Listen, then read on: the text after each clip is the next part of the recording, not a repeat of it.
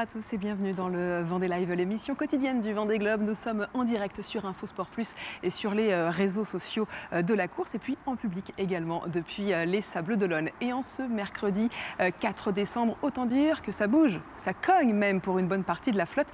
Regardez, immersion totale en pleine nuit avec Sam Davis. C'est hyper instable. Donc j'ai sauté les compromis du bateau,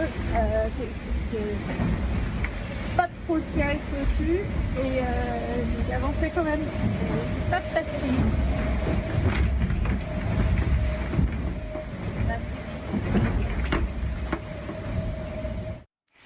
Et là, c'était juste 20 secondes derrière vos écrans. Imaginez-vous seul en plein air pendant plusieurs heures et plusieurs jours. Une situation qui peut évidemment jouer sur le mental. Et c'est d'ailleurs le sujet que nous allons évoquer aujourd'hui avec notre invité. Bonjour Eric Blondeau. Vous êtes notamment préparateur mental de Yannick Bestaven. Vous êtes plus largement expert dans les négociations complexes. Vous êtes avec nous en direct. Et avec vous, on verra comment justement les skippers se préparent mentalement à cet Everest des mers. Salut, bonjour donc Eric. Bonjour Edwige. Et avec nous, comme d'habitude, notre habitué, notre expert météo. Salut Étienne. Bonjour Edwige. Et avec toi, eh bien, on va voir combien ça cogne, on l'a vu notamment avec Sam Davis, et combien les stratégies sont multiples. Eric Blondeau, de plus en plus de skippers sont accompagnés par un préparateur mental. C'est presque devenu incontournable maintenant. Mais finalement, ça veut dire quoi une préparation mentale ? En fait, tous les skippers vont être exposés à des situations extrêmement difficiles qu'ils ne peuvent pas avoir anticipées. Ils l'ont imaginé, mais ils ne les ont pas vécues, ils ne les ont pas expérimentées. Donc, le travail, c'est d'essayer de les mettre en situation de visualiser ces moments-là pour qu'ils puissent développer une adaptabilité et trouver les meilleurs moyens de répondre aux situations auxquelles ils vont être exposés. Et en fait, c'est de les préparer à la surprise. Le plus délicat dans notre métier, c'est d'éviter les surprises, donc de penser en amont à tout ce qui doit être fait pour qu'ils ne soient pas paniqués au moment où l'information à laquelle ils vont être confrontés va rentrer dans leur tête. Et justement, on va y revenir sur ce sujet de la préparation mentale. Et on l'a précisé, on va donc revenir avec vous, avec Yannick Bestaven qui est avec nous. On l'a dit, Eric Blondeau, vous êtes le préparateur mental de Yannick Bestaven. En revanche, vous ne pourrez pas être avec lui en direct pour des raisons de non-assistance. On est donc en direct avec Yannick Bestaven qui enregistre l'une des moyennes les plus rapides de ces dernières 24 heures. Salut Yannick.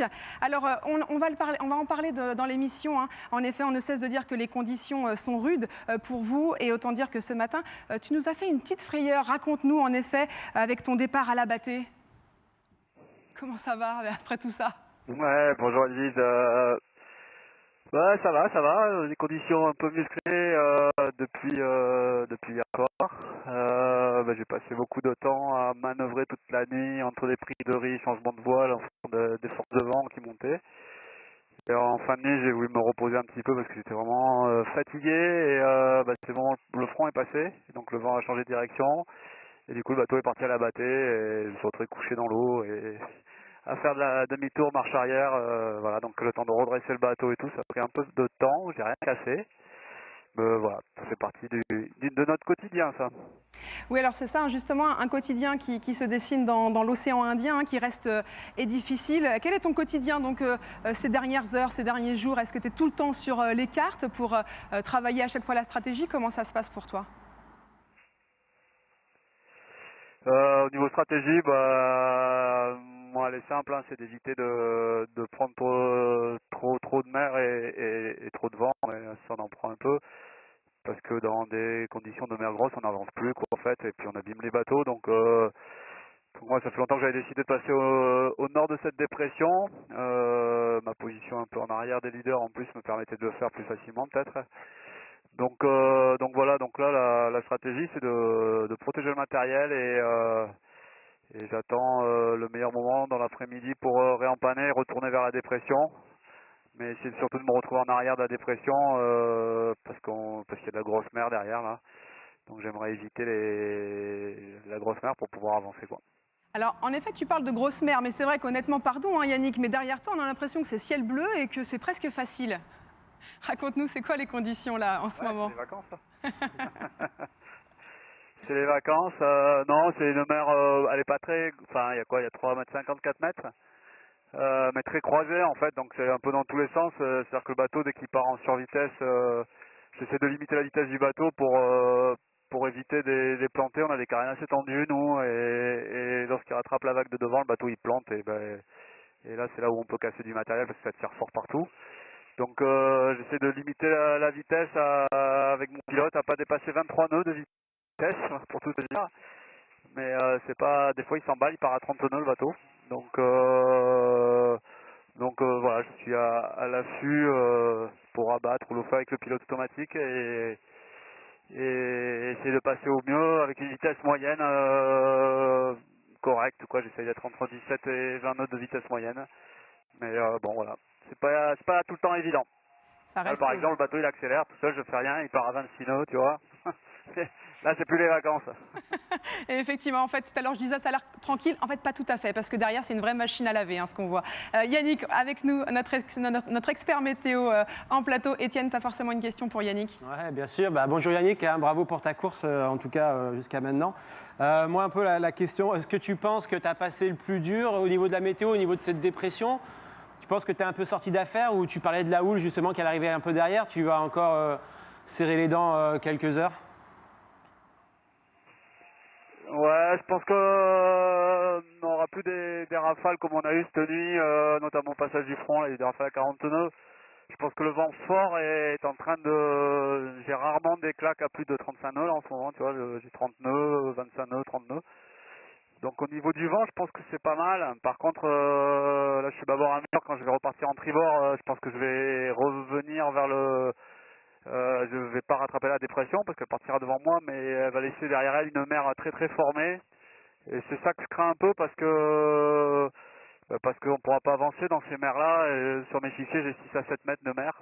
Donc j'hésite à pas jailber trop tôt si tu veux pour avoir un plan d'eau un peu plus correct pour pouvoir attaquer en vitesse un peu plus, quoi, parce que là tu vois je fais des vitesses moyennes de 17 nœuds, 18 nœuds, mais je plafonne, quoi, et par moment je suis arrêté à 15-16 nœuds alors que normalement sur mes polaires je devrais être à 23 nœuds, quoi, tu vois. Donc je vais essayer de trouver le meilleur endroit pour peut-être éviter un peu le gros de la mer, quoi.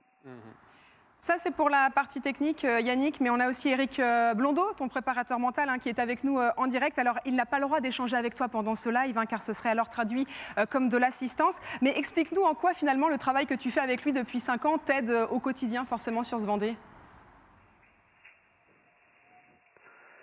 Eric, ça a été une belle rencontre, hein. On s'est connus il y a 8 ans pour la préparation du Vendée précédent que j'avais gagné. Et c'est vrai que souvent j'ai dit bonne équipe, mais aussi grâce à Eric qui m'a aidé à préparer ça au mieux mentalement, parce que c'est compliqué un Vendée Globe. On passe vraiment par toutes les situations mentales, l'euphorie, la détresse, l'envie d'abandonner, l'envie de continuer. On doit faire face à pas mal d'avaries ou d'imprévus. Et donc Eric, on a beaucoup discuté de ces choses-là et du fonctionnement du cerveau, en fait. Et moi j'ai vachement appris aux côtés d'Eric sur moi déjà, et puis sur aussi le fonctionnement du cerveau et dans les relations humaines aussi. Donc c'est intéressant à plein de points, même pour la gestion de mon équipe.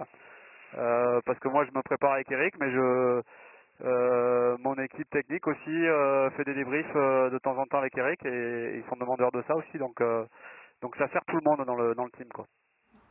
Merci beaucoup Yannick d'avoir été avec nous. On va forcément en rediscuter avec Eric Blondeau après ce direct avec nous. Merci. N'hésite pas à continuer à nous donner des nouvelles, puisque le public attend ça aussi. Un public qui est nombreux aujourd'hui et qui va t'applaudir et t'envoyer plein de courage pour cet océan Indien. Merci beaucoup Yannick d'avoir été avec nous. Le public qui peut t'applaudir évidemment. Merci, bravo. Yannick Bestaven, donc vainqueur de l'édition 2020 qui était avec nous. Eric, on va donc le rappeler, le règlement stipule bien que vous n'avez pas le droit de vous contacter pendant la course, puisque tu es son préparateur mental et que cela pourrait s'apparenter à de l'assistance. Mais finalement, explique-nous avec quoi il est parti, Yannick, pour justement malgré tout t'avoir un peu avec lui. Bon, c'était un peu une surprise de voir arriver dans le règlement une clause qui interdisait la relation, mais de toute façon, on a dû s'y confronter et effectivement respecter cette clause-là. Donc, on en a parlé, on a fait un travail tout à fait normal de préparation, comme on l'avait fait lors du précédent Vendée Globe. Mais ce qu'on a rajouté, c'est une chose particulière, c'est qu'on a repris les pages de notes. Moi, j'en avais 72 que j'avais pris pendant le Vendée Globe précédent. On a regardé la cartographie. Et on a regardé tout ce qu'on a appelé les moments de vérité. C'est des moments où la difficulté avait rattrapé la performance et l'avait mis en capacité décisionnelle dégradée. Et on a regardé tous les points délicats, à la fois des points qui le concernaient, des points qui concernaient le bateau, des points qui concernaient la géographie. Et on a isolé les points qui pouvaient être récurrents, en tout cas, on a imaginé tout ce qui pouvait arriver. Et puis, pour respecter la règle, je lui ai préparé 50 audios avec des points particuliers qu'il pouvait écouter, un peu comme une playlist en fait qu'il pouvait amener avec lui. Donc, tout ce qui était autorisé, tout ce qui devait être embarqué avant le départ était autorisé. Et c'est comme s'il avait amené des playlists du Petit Bambou ou s'il avait amené des playlists musicales comme il l'a fait. Pardon. Et puis, l'idée, c'est de travailler sur des thématiques, comme l'a dit Yannick tout à l'heure, c'est qu'est-ce que trouver un rythme, pourquoi casser des routines, que faire quand le bateau va trop vite. Tu vois, je te lis quelques-unes que l'on a fait aujourd'hui. Quels sont les impacts des attentes des autres sur la performance, en quoi espérer nuit à la performance. Tu vois, j'en ai fait 50. Et Yannick va choisir en fonction de l'humeur qui est la sienne, d'écouter telle ou telle playlist. Et en fait, comme il est calé sur ma voix, c'est une façon de travailler comme si on travaillait en direct, puisque dans le précédent Vendée Globe, on n'a jamais eu à travailler en direct, mais on a toujours travaillé post-événement, quand il a perdu un frot, quand il a cassé son balcon, quand il y a eu l'incident, le naufrage de Kevin, quand quelque part il avait trop chaud, trop froid, comme il le disait tout à l'heure, quand le matériel était abîmé, quand il a pensé à... Et là, les 50 podcasts, effectivement, les 50 presque sons, là, vont pouvoir en effet forcément lui servir, hein, parce qu'on le dit depuis le début de l'émission, ça tape, ça cogne même, en effet. Et justement, Étienne, c'est le moment de faire peut-être un point sur la course. Ça donne quoi pour les 39 skippers ? Eh bien, comme on le disait hier, le Grand Sud est vraiment actionné. On a toujours cette dépression dont Yannick nous a parlé. Yannick qui est vraiment au nord de cette dépression. Et on a ce duo, Charlie Dalin, Sébastien Simon, qui ont glissé, qui sont restés au sud, qui ont fait une option peut-être malgré eux. Ça, on ne le sait pas encore. En tout cas, ils sont vraiment au sud de cette dépression. Ils vont venir se faire rattraper. On verra ça dans le point météo tout à l'heure. Derrière, c'est pareil, personne n'est en reste, tout le monde a du vent, tout le monde avance vite. Devant, là, on a Yannick, on voit qu'il freine, mais c'est quand même des moyennes à plus de 20 nœuds. Paul Meillat, pareil, il est à 20 nœuds, il a pris 55 nœuds en rafale cette nuit, Paul, donc voilà, c'est vraiment agité. Et globalement, sur tout le groupe, ça avance plutôt bien. Je voudrais mettre un peu un accent sur le groupe de Jean Le Cam. C'est vraiment un très beau groupe qui est en train de se créer au début de l'Indien. C'est très compact. Il y a vraiment une belle régate qui se lance ici. Donc, je pense que pour les jours à venir, ça va être aussi intéressant de voir comment ils vont négocier tout ce train de dépression dans l'océan Indien. Et alors, sur le classement, Étienne, ça donne quoi ? Peu de changements encore actuellement. C'est un peu ce que je disais hier. C'est vraiment à partir de vendredi, samedi qu'on va vraiment pouvoir faire un classement, en tout cas sur la tête de flotte. On a toujours quand même des écarts assez importants. On a 1000 on passe les 1000 milles avec Justine Métro qui est la première fille à la 10e position, suivie avec Samantha Davis à la 11e et Clarisse Kremer à la 13e place. Donc voilà, peu de changements pour le moment. La vérité samedi. La vérité samedi. En attendant, on l'a bien compris, le mental est mis à rude épreuve, forcément. Mais les skippers tentent de garder le moral. Et Eric Bellion, skipper Stand Aswan Altavia, est devenu un expert en méthode Coué. La mer est terriblement dure. Le bateau en fourne, c'est très compliqué. Et il y a des différences de vitesse entre les grains, c'est assez terrible. Mais je garde le moral. Voilà, j'ai pas résolu tous mes problèmes, mais je garde le moral. Je suis heureux d'être là. C'est l'aventure que j'ai voulu. Allez! C'est dur, mais je suis là pour ça. Voilà, sur Stand Aswan Altavia, tout va bien. Tout va bien. Ouais. Alors justement, Éric Blondeau, il y a, dans les méthodes, il y a l'auto-persuasion, la méthode Coué, mais comment finalement on gère au-delà de ça cette peur qui forcément est quotidienne pour les skippers? Mais la peur, elle fait partie du voyage, hein. La peur, elle existe derrière chacune des décisions. En fait, chaque fois que je prends une décision, la peur accompagne, c'est un peu la sœur siamoise de nos décisions. Donc quand ils sont partis, certains étaient très sachants et ils sont partis avec l'expérience du passé et donc déjà une préparation à toutes les possibilités qui les attendaient. Il y en a d'autres qui vont découvrir, hein. Yannick, c'est la première fois qu'il était descendu lors du dernier Vendée Globe et donc chaque nouveau 1000 était une découverte. Donc la peur, elle va s'adapter. Et la peur, elle amène des attentes. Et l'attente, si elle est nourrie, eh ben, effectivement, la peur passe. Si elle n'est pas nourrie, on redémarre dans une autre peur. Donc en fait, le cerveau n'arrête pas de s'adapter. Il n'arrête pas en fait de créer ces mouvements avec des attentes, avec des adaptations. Sauf que la peur, c'est une représentation mentale. La seule chose qui existe, c'est le danger. Donc, soit je suis dans la méconnaissance et effectivement, je vais devoir en plus m'adapter au danger, soit le danger, je l'ai déjà vécu et je vais trouver et puiser en moi une solution pour le contourner. Donc, les marins très expérimentés ont un référentiel sur lequel ils vont s'appuyer, ben les autres vont passer par une zone de très grande incertitude et ils vont devoir puiser dans leur connaissance, dans leur expérience, ils vont devoir puiser des ressources pour contourner l'événement. Et c'est ce qui fait des choix stratégiques. En fait, la stratégie qui est en train d'inventer le premier groupe et le deuxième groupe n'est liée qu'à leur capacité à se projeter dans le futur. Et là, chaque fois que je me projette dans le futur, j'ai une peur qui accompagne cette décision. Et c'est vrai finalement aussi à terre. Alors la peur est d'ailleurs le sujet de votre prochain livre, Merci la peur, qui sortira en mars 2025. Allez, on va prendre à présent le large à nouveau avec Yannick Bestaven qui nous a envoyé ces images ce matin. L'occasion de redécouvrir encore et encore cette ambiance du sud avec beaucoup de houle. Regardez, il nous permet de découvrir ces paysages de l'Indien avec ces nuages, ce ciel bleu. Un ciel qui nous ferait presque oublier les conditions difficiles de ces marins. Mais la houle nous rappelle combien les prochaines heures ne seront évidemment pas simples. Et on va rester dans ces mers du Sud pour prendre des nouvelles de Johan Richomme, skipper Paprec Arkea, qui pointe à la 3e place, juste derrière Charlie Dalin et Seb Simon. Et il y a bien sûr les conditions difficiles et parfois même les décisions le sont aussi. Ouais, fou là, ça a commencé à rentrer un peu fort là par moment. Il y a eu des claques à 40 là, il y a 25-30 nœuds établis la plupart du temps, ça va, mais quand ça rentre fort, le bateau il accélère très vite. Bon, la mer est un peu chaotique, mais ça va, là, on passe quand même plutôt pas trop mal. Et voilà, écoute, ces conditions quand même bien voir s'arrêter rapidement, quoi. Que dans ce contexte, tu regrettes d'autant moins d'avoir pris le courage de remonter vers le nord hier, enfin en tout cas d'avoir fait une route qui n'était pas forcément naturelle hier.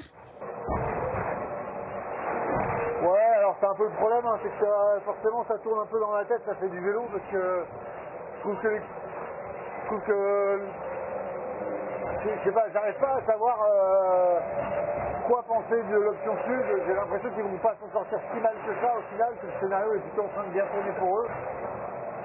Et du coup forcément je peux nourrir une part de regret, quoi. Après bon bah voilà, c'est pareil, c'est des trucs que tu prends ta décision avec les éléments que tu as au moment que tu l'as et tu mets les critères là où tu veux les mettre, mais donc je peux pas vraiment avoir de regret là-dessus, mais voilà, potentiellement ils s'en sortent pas si mal, quoi. S'ils arrivent à rester devant la dépression en fait assez longtemps, à la fin elle se comble et elle diminue beaucoup et du coup ils peuvent ils peuvent faire quand même un joli score. Enfin bon, ça faut pas trop que j'y pense, c'est pas très grave et ça doit pas influencer ce que je fais. Moi faut que je me concentre sur ma route au nord, quoi. Et en effet, c'est pas toujours facile de prendre des décisions et on va le voir dans la météo avec toi, Étienne. Explique-nous, quand Johan parle de la bulle de la dépression, ça veut dire quoi? C'est quoi ces routes? Alors, ouais, c'est une très bonne question, Edwige. Alors, sur mon routage ici, je rappelle, c'est des prévisions de route. J'ai Johan Richomme sur la route bleue, donc sur la route dite nord, et j'ai Charlie Dalin en jaune sur la route dite sud. Et de quoi il nous parle, Johan, en fait, et il était avec ce groupe, faut le rappeler, il était avec ce groupe sud, il a choisi d'aller avec le groupe nord. qu'est-ce qui se passe? On va voir, on voit cette dépression qui avance et on a Charlie Dalin qui avance en même temps que cette dépression. Et voilà un peu ce qui va se passer pour Sébastien Simon, pour Charlie Dalin, ça va être d'aller vite en faisant le dos rond et voilà tout le compromis, toute la complexité. Mais s'ils y arrivent, ils auront gagné puisqu'ils vont rester au milieu de cette dépression. C'est un endroit où on a moins de vent, où on a un état de la mer moins dégradé. Donc ils vont pouvoir continuer à aller vite. Et plus ils vont vite, et en fait, plus ils vont continuer à avancer avec les dépressions. Donc c'est vraiment tout l'enjeu. Et en fait, quand on va avoir la décision, quand c'est que Johan il va savoir s'il il a fait le bon choix ou pas, on va arriver à peu près dans la journée de samedi, je vais avancer, vous allez voir, et c'est à peu près c'est le recroisement en fait, des bateaux, le recroisement du nord et du sud. Donc c'est pour ça que je disais même au classement, réponse samedi matin. Alors ça, c'est pour la tête de flotte, mais finalement, derrière, ce n'est pas de tout repos non plus, Étienne. Et non, hein, comme on l'a vu sur le point course, tout le monde est dans le Grand Sud, il y a du vent pour tout le monde. Ici, j'ai pris la route orange de Sébastien Marcet sur le groupe Foussier. En noir, la route de Clarisse Kremer sur l'Occitane. On voit cet enchaînement des dépressions. Donc vraiment, ils ont à devoir faire des manœuvres, à prendre les fronts dans le bon sens. Et pour finir, ce qu'on va voir globalement dans le Grand Sud aussi, c'est, on voit ici Clarisse dans le L, dans cette dépression ici, Sébastien Marcet dans cette dépression. C'est là où on va parler des systèmes d'écart, un système d'écart. Chacun est dans sa dépression, séparé par un anticyclone ici. Et voilà, ça va vraiment être tout le but de ces skippers, d'arriver à sillonner dans cette dépression pour arriver à prendre celle de devant. Et puisque tu évoques Sébastien Marcet, eh bien justement, il s'équipe pour l'océan Indien. Regardez. Eh ben, pas encore à la 40e, mais on est bien dans les mers du Sud. Hein. Il y a des raises à 38-40. Je fais 2 gros départs au tas sous petite Génac. Là, je viens d'en faire 2 sous Mule. Départ au tas, en gros, c'est comme bateau devient incontrôlable. Et il y a un peu de mer. Vous voyez là, sur le dos. Et donc à bord, quand on dit casque et piolet, là, c'est vraiment casque. Piolet, j'en ai pas. J'en ai pas, mais casque, parce que faut pas que ça s'arrête quoi. Et j'ai mon petit, alors là c'est très pratique. Comme je passe beaucoup de temps assis, ça va, je la descends. Et le petit filet en projection. Bon ça là, si je pars vers l'avant, je m'arrête dans le filet. Donc c'est comme ça jusque comme ça pendant 10 jours. Rien que ça, pendant 10 jours. Alors en effet, on le comprend, hein, le plus dur reste à venir. Alors Éric Blondeau, comment on gère ça? Parce que les conditions étaient à peu près faciles jusque-là. Là, elles vont devenir très difficiles. Comment on gère ça quand on est skipper, sachant qu'on a déjà 3 semaines de course dans les pattes, hein, finalement? Oui, la notion de fatigue est très très importante parce qu'elle fait perdre le discernement. Et le discernement, c'est le plus haut niveau de l'intelligence. C'est ce qui nous permet d'arbitrer dans des situations. Donc, sans accès au discernement, en fait, on va puiser dans des automatismes qui sont ceux des expériences passées. Or, elles ne tiennent plus du tout compte de ce que l'on vit ou de ce que l'on cherche à anticiper. Et donc, le discernement, c'est pour ça que les marins sont... nous, on avait beaucoup travaillé sur la gestion, protection de la machine et protection de lui. C'est que c'est très important que, en l'occurrence, je peux parler que d'Yannick, il se préserve et qu'il prenne le temps d'aller dormir parce que le sommeil lui permet d'éviter la suradaptation et de surjouer en fait sa partie. Pardon. Et c'est là où il a été très bon, c'est qu'effectivement, il se préserve et on va voir, c'est une course qui est très très longue, il a l'habitude de dire que c'est un marathon, donc c'est pas un sprint et le risque c'est de faire du match racing avec les autres bateaux en disant celui-là m'a dépassé, donc il faut que je le rattrape ou celui-là est en train de me rattraper, donc il faut que je le continue à accélérer et c'est là où on surjoue et dans les 40e rugissants, surjouer ça pardonne pas. Et alors justement, est-ce qu'il y a un audio sur ça parmi les 50 que vous avez donné à Yannick? Il y en a plusieurs. Il y en a plusieurs. Effectivement, il y en a un de ne pas tomber dans le piège du match racing. Et c'était drôle parce que j'ai bien vu qu'il avait failli mordre à l'hameçon quand on regarde la course. Et puis après, il s'en est détaché. Et je pense que c'est tentant d'aller voir l'autre puisque la seule personne qui verra jamais Yannick, c'est Yannick. Donc, il va se caler sur les autres bateaux. Et puis, dès qu'il y en a un qui accélère, il va douter, comme l'a dit Johan tout à l'heure, c'est qu'est-ce que j'ai pris la bonne route. Et quand le doute commence à rentrer dans la tête, on perd son intelligence, en fait on donne du poids au doute et on a du mal à se rattraper. Tout ce temps de perdu, plutôt que de rester calé sur son bateau, et tout le travail qu'on a fait avec Yannick, c'est de rester en confiance dans son bateau. Son bateau, c'est le seul endroit où il peut agir. Il ne peut pas agir sur le bateau des autres. Donc c'est comment je reste dans ma course, malgré les informations qui me proviennent, c'est les bateaux qui me rattrapent, ou le fait d'avoir que Dalin ait pris la route du Sud. À la limite, c'est pas important, c'est la course de Dalin, c'est pas celle de Yannick. Le skipper avant tout. Merci beaucoup Eric d'avoir été avec nous pour cette émission. Merci aussi à Étienne. Rendez-vous pour vous 12h30 et on va se quitter plus calmement avec d'autres images, celles de Conrad Colmad à bord de MS Hamelin. Vous allez voir, on va pouvoir enfin retrouver le calme. Regardez.